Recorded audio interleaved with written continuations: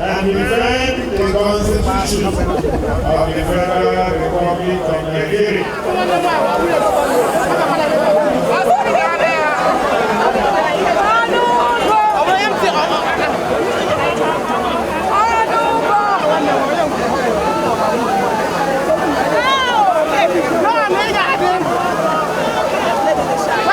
Having laid the foregoing foundation, it gives me great pleasure to announce that within the next few days, we shall commence the payment of May 2023 salaries and pensions.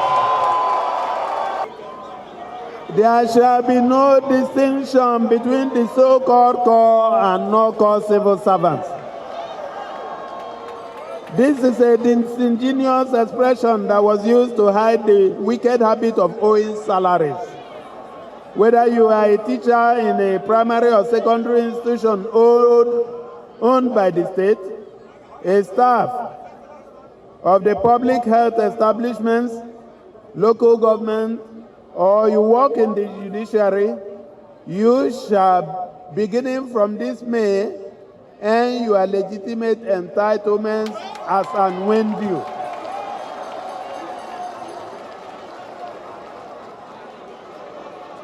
From June 2023, all salary and pension obligations of the state will be settled by the 28th of every month.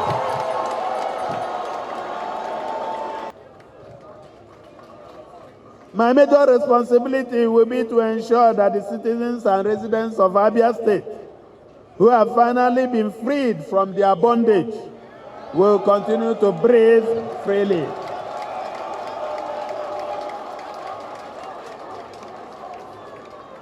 And go about their daily pursuit of good quality life.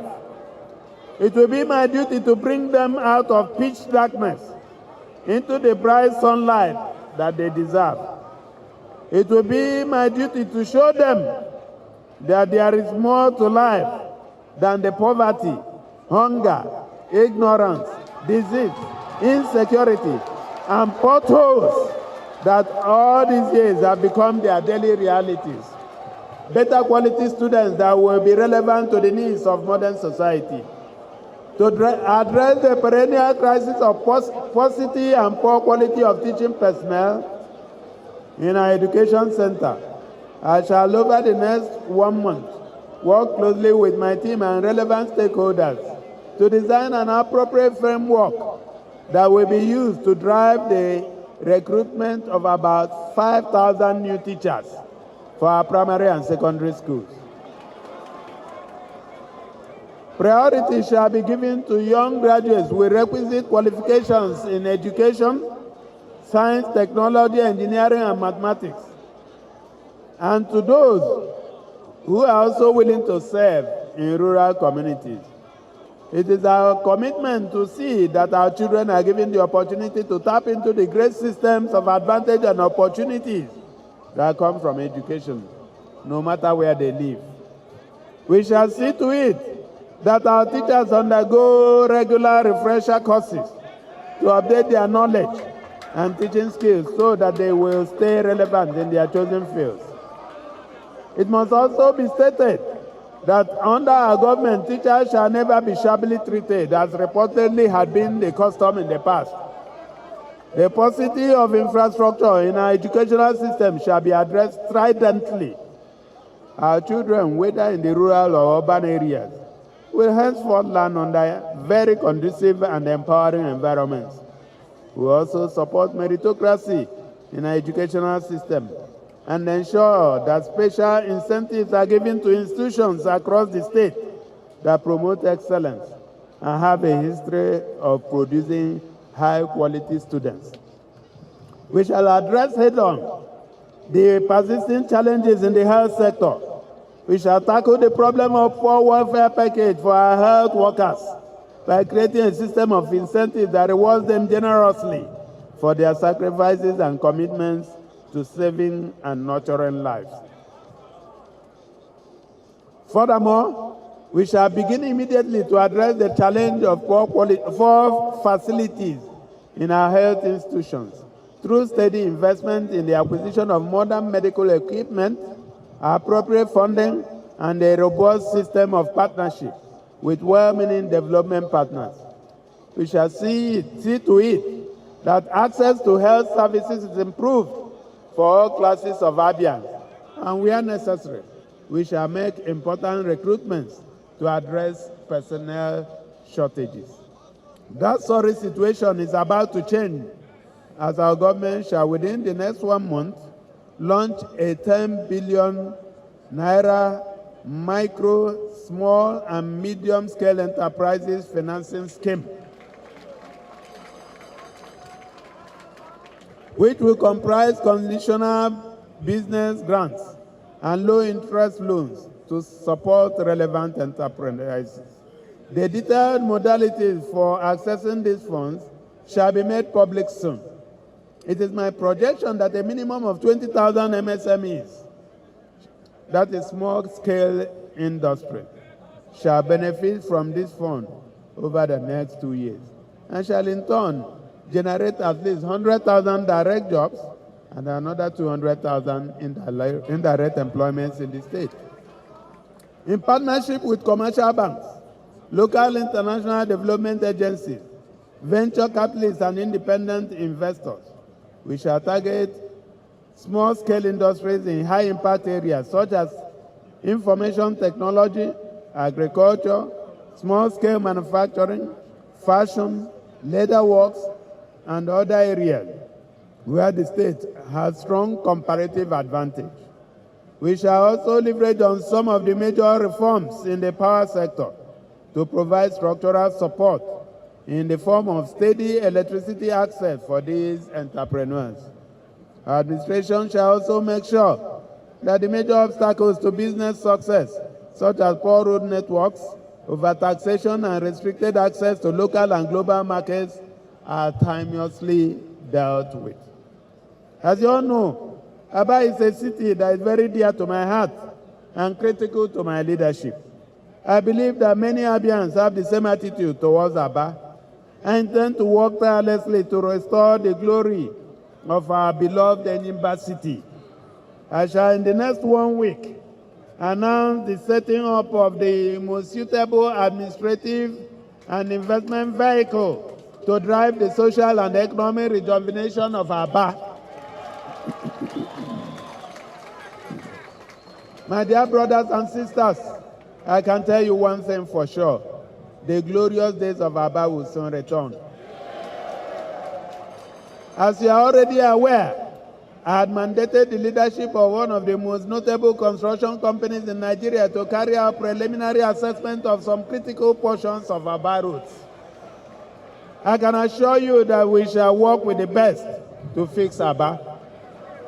Beyond working to retain the city's status as a leading trade destination in Nigeria and across West Africa, we shall also do whatever is necessary to see that Abia's manufacturing base is restored. Our government shall create the necessary partnerships that will expand energy options for manufacturers, including liquefied natural gas and renewable energy sources, in addition to providing strategic support to existing investors in the energy ecosystem in the city. We shall also position Abia as an ICT innovation hub in the region, providing support where needed, and making sure that the young men and women who are already doing remarkable things in that sector are offered the leverage they need to succeed and grow. While Abia remains most critical to our agenda, Umuahia, the state capital, shall also receive significant and necessary attention. We have developed well-thought-out policies and programs to drive strategic infrastructural development in the city that will turn it into a model city with world-class infrastructure and a favorite destination for businesses, family life, and leisure. Apart from Abia and Umuahia, we shall also extend development to every other part of the state, ensuring that the frontiers of opportunities are expanded in ways that can offer our people, no matter where they live, a supportive environment for actualization of their dreams. A healthy urban environment shall be a major priority to this government. To that effect, I am immediately declaring a state of emergency on refuse disposal and waste management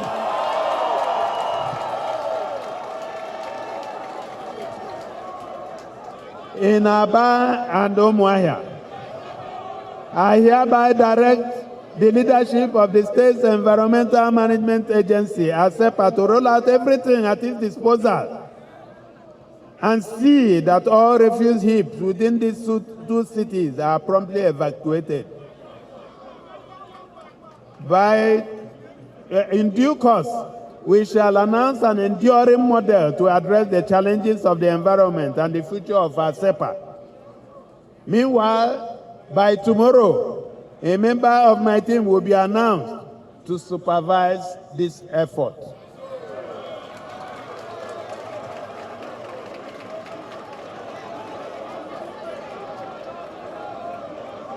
As I stated earlier, our government shall be 100% pro-business. We will give all necessary scope to the private sector to participate in the economic activities of the state. Government shall not be in competition with the private sector. It shall instead remain a facilitator and will only get involved in critical areas where the private sector cannot immediately be a significant player, or where it may not be profitable for the sector to operate. It is my intention to create wealth for citizens of the state, and it is through genuine public-private sector collaboration that such a dream will be realized. To improve the state's rating in the area of ease of doing business and bring Abia at par with states that have made gains in this area, I'm announcing the setting up of a cabinet-level position within the governor's office to drive our ease of doing business agenda. This position will be manned by a special advisor who has thorough understanding of best global practices on creating favorable environment for businesses to thrive. The appointee shall work closely with me to see that Abia moves from its present poor position into the top 5. Because Dr. Otti's emergence as governor of Abia State shows that democracy actually worked. You know what I mean. And so for many of us, this is a clear indication that the future holds a lot of promise for Nigeria. Having said that, Dr. Otti, who is my friend and my brother, has his work cut out for him. So if you ask me what advice do I have, he needs to buckle down very quickly. There's a lot to do. Abia holds such promise and potential. Abia, Umuahia, Isialangwa, this state holds such promise, and it just needs the trigger.